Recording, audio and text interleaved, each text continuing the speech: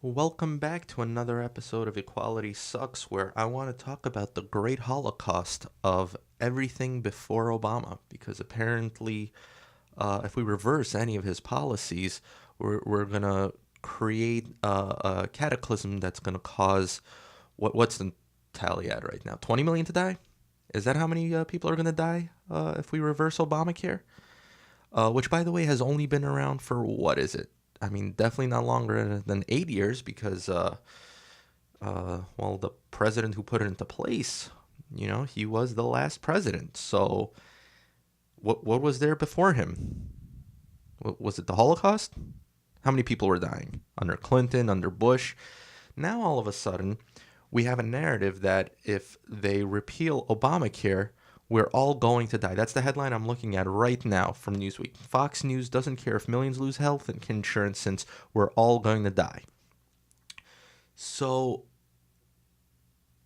what happened to the memory of life before Obama? Because people have very short memory. So, what I want to do in this episode is sort of discuss uh, a trend where people forget about anything that happened before. Let's even say before today.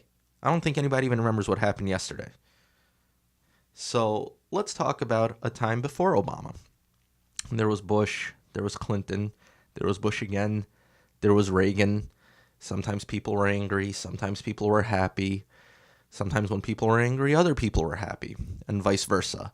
But you know what? Life went on. Hell, we won a Cold War. Whether you like the Democrat in charge, whether you like the Republican in charge, life went on. It was, what do you call it? Progress. There was progress. Civilization was developing. Now, all of a sudden, we have a president who, by the way, isn't even, to go out and call him a conservative, to call him a Republican, this guy was a Democrat up until the election. Now, I don't want to knock Trump. I don't want to call him a Democrat because I don't believe he was a Democrat, just like I don't believe he's a Republican. And I don't say that insultingly. I just feel he doesn't have a particular ideology. But his naysayers are attributing one to him. And that one, of course, is of him being a fascist, him being Hitler. And of course, him being a businessman and a billionaire falls right into that, even though people tend to conveniently forget that Hitler was an artist and Mussolini was a journalist. And they also attack him and call him Hitler for his attacks on the media, calling it fake news, totally forgetting that we've had about 150 years of yellow journalism. See, that's what I'm talking about when I say people forget about the past. They think everything that's happening now has never happened before and it's all new, and it gives them the excuse to point the finger and say destruction, apocalypse, fear-mongering, and both sides are guilty of this. Just like Republicans use terrorism to build fear, not to downplay the threat of terrorism, but people started to forget about what life was like in the United States in the 1970s.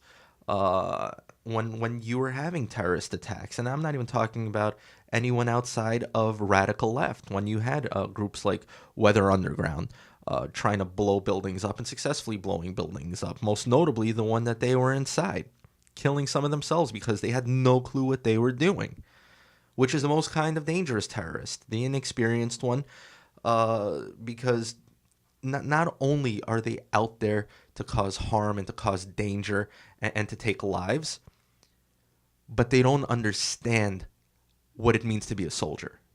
They just want to fight a war, but they don't understand the responsibilities that come with being a soldier. So, talking about the reversal of Obamacare, there's a big conversation now where if it gets repealed, people are going to die. So my question is, what was happening to people before Obamacare? Was it a great system? No. Is Obamacare a great system? No. But why do we immediately have to jump and start predicting death? Everyone's Nostradamus, and what happens when these people don't die? Is anyone going to be held accountable? Absolutely not. Absolutely not.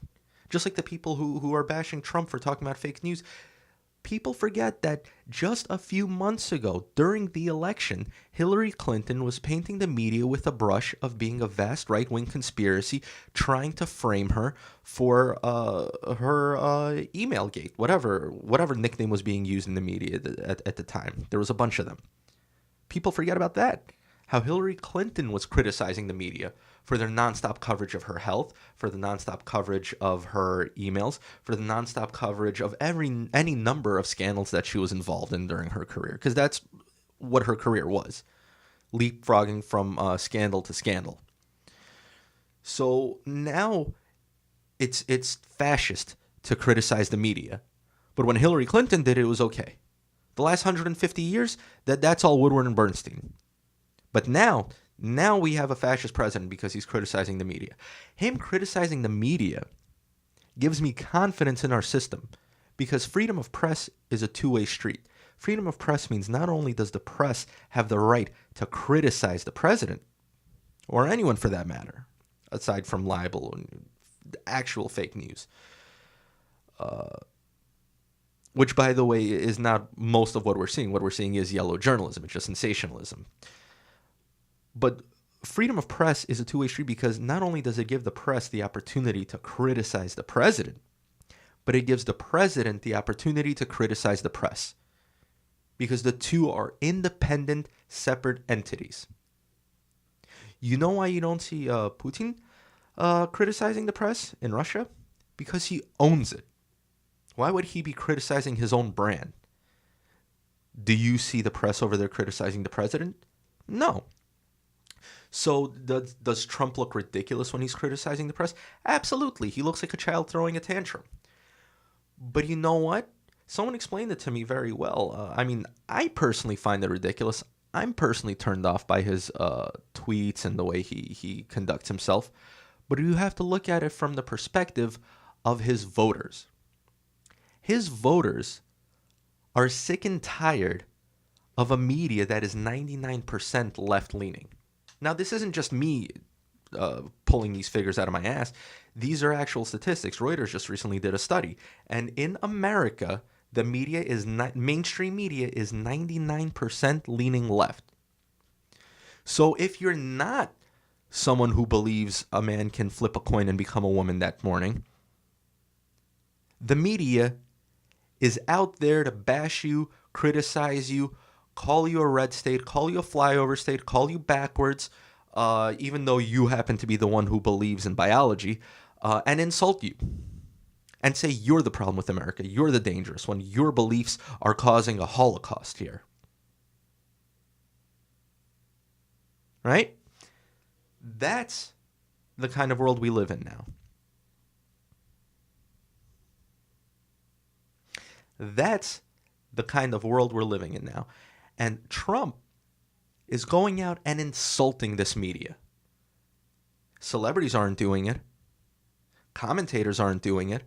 He's the only one. Even conservatives aren't doing it. Republicans aren't doing it. He's the only one going out there and fighting the media, which is obviously so skewed. And that's why his supporters are so in love with him. Because he's finally saying what they all have been thinking. And I say they, but I've been thinking it myself. The media in this country, to me, has become bonkers. It's ridiculous. Now, do I need the President of the United States to say it? No, I'd rather just have his actions piss them off, because obviously they're not in agreement with him. You know, as Frank Sinatra used to say, the best revenge is living well. So I don't necessarily agree with what Trump is doing, but I'm starting to understand it. His use of Twitter is a modern fireside chat.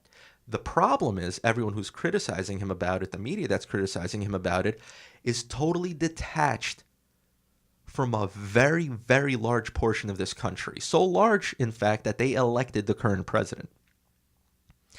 And their excuse for being so detached is to point a finger and accuse people of being fascist, accuse people of being racist. You discredit them, you discredit their morality, and it makes it easier to condemn them. Which is funny, because that's exactly what the fascists used to do. That's exactly what the fascists used to do.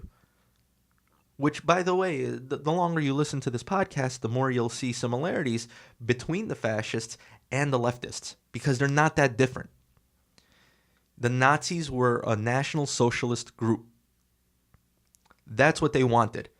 They had their own 1% they were fighting against. It was the Jews.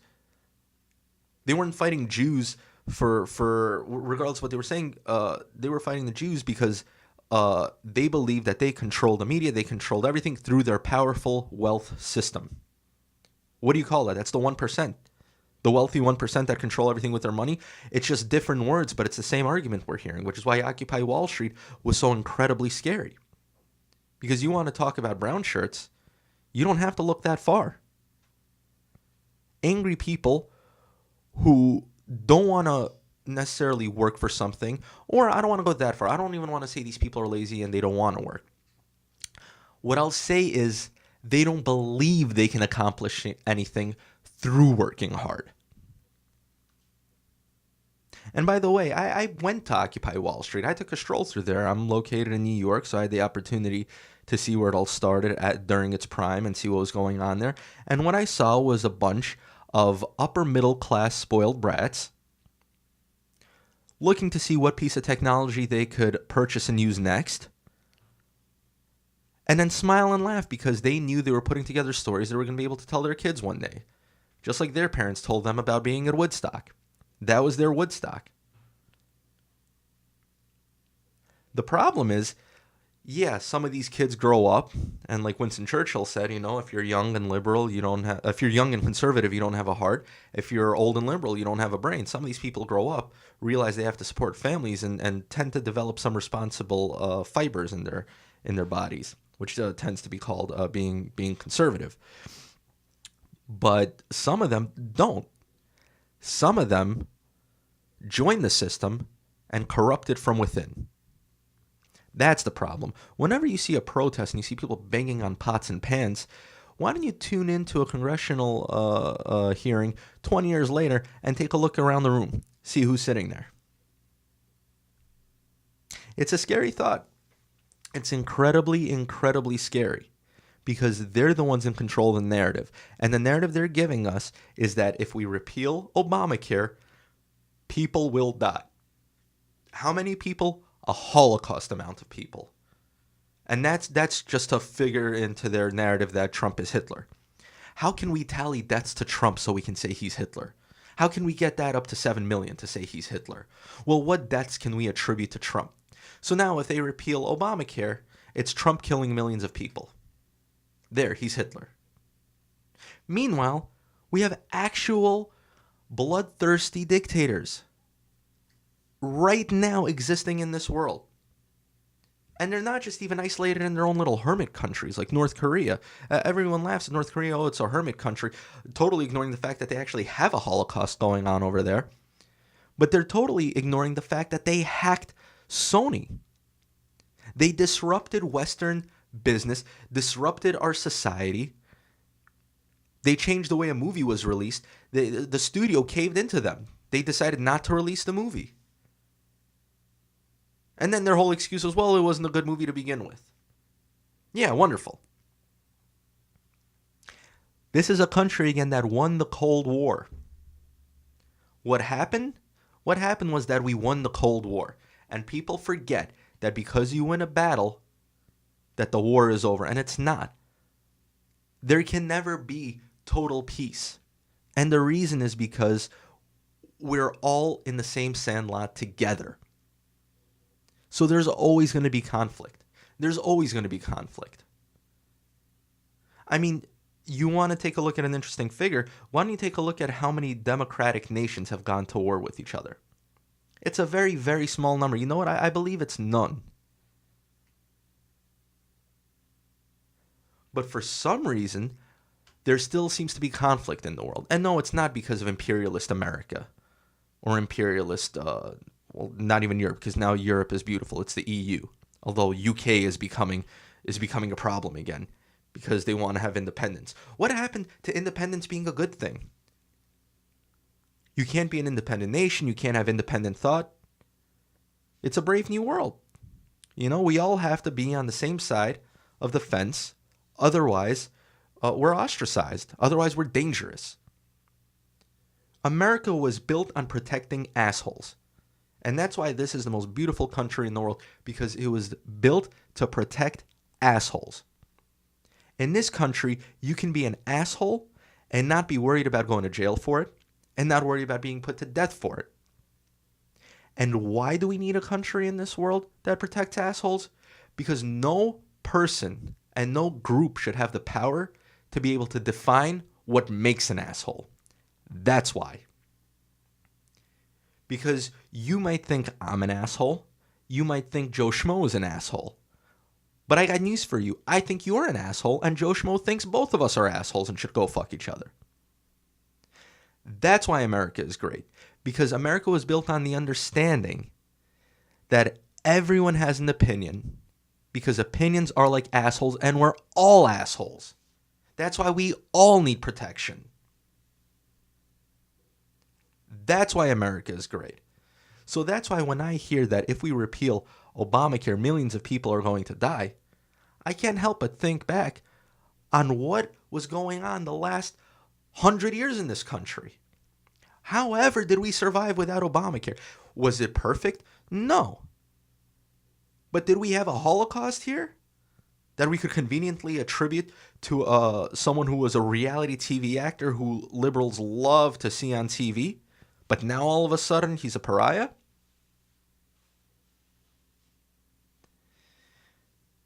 People need to calm down, relax, and realize that the people controlling the narrative, people controlling the language, are doing so with a specific agenda in mind. It's called propaganda. It's not just governments that distribute propaganda. Anybody can distribute propaganda. Anybody with a camera, anybody with a pen. Propaganda is manipulation through communication. And you always need to have an eye out for it. So don't let the conversation steer you in a direction. Do the research. Look at both sides of the argument. And even while looking at both sides of the argument, get various opinions from both sides of the fence. Look for every viewpoint you can and start to look for patterns. If you're seeing 10 people using the same language, what you're seeing is parrots. What you're seeing is a cult. And just like there are cults of personality, there's cults of party. And this is something I keep repeating, and I'm going to keep repeating it. But political parties have overtaken religion because people blindly believe in their party. Blind faith. Blind faith. I've heard Obama be called a messiah. I've heard Trump be referred to as a messiah. Blindly, people believe a human being can make everything better and deliver us to utopia, or at least set us on the path to it. Totally forgetting how fallible human beings are. All of us. All of us. But what am I saying? I'm the person who's trying to deny that we're going to have a Holocaust under Trump. I see people on Facebook writing that they're going to protect their mothers, they're going to protect their sisters. From who? Who are you protecting them from? Nobody wants them. Nobody wants your mother. All right? All right. This was a great one, but have to go now. But I do look forward to coming back next time and chatting about something else that'll irritate me to no end. So thank you, and so long.